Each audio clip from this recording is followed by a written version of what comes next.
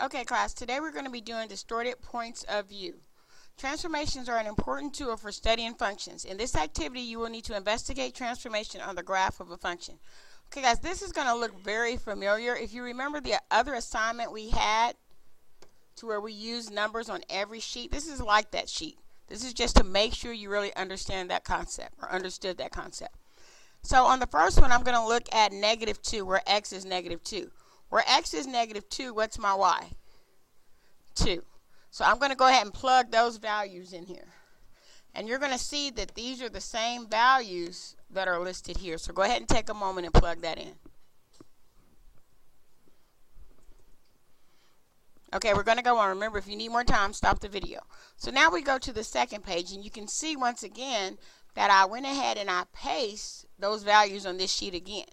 Now, the difference between this sheet and the other sheet is this sheet actually gives you the process. That's the point y'all were missing when I looked at the transformation activity. You were missing the process.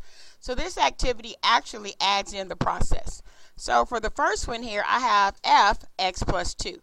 So when I go to write it, I'm going to write f, and then I'm going to plug in my value of x. In this case, it's -4 plus 2.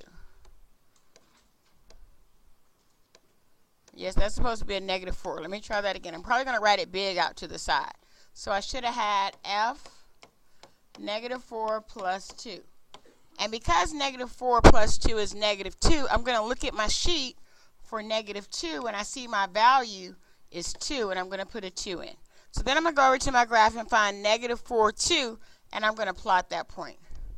And you're going to do that for all these points and then answer the question at the end of the page. Let's go to the next page. Now you see this one is similar to the first page, but the difference is now look at the f of x. The f of x is outside the parentheses and it's separate from your 2. So I'm going to have to look at f of x. So if I look at number -2, f of x is what? Yeah, 2, that's correct.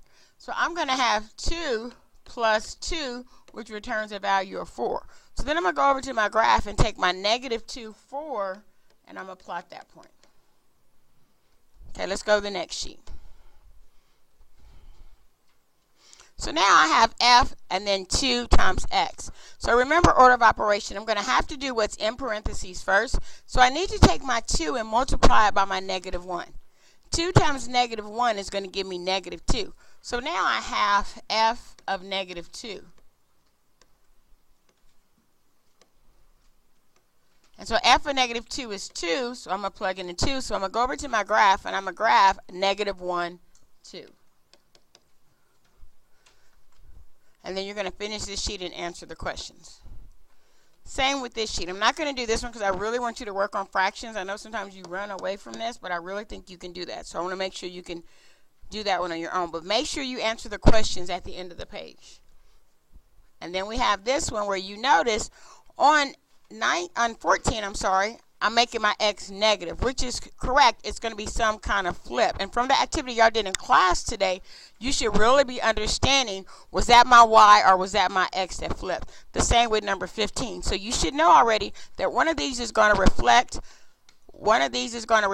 across the x-axis, and the other one is going to reflect across the y-axis. But you need to know what the difference is. Okay, we're going to stop there. And we'll pick up that rest in class. Have a good evening. Bye.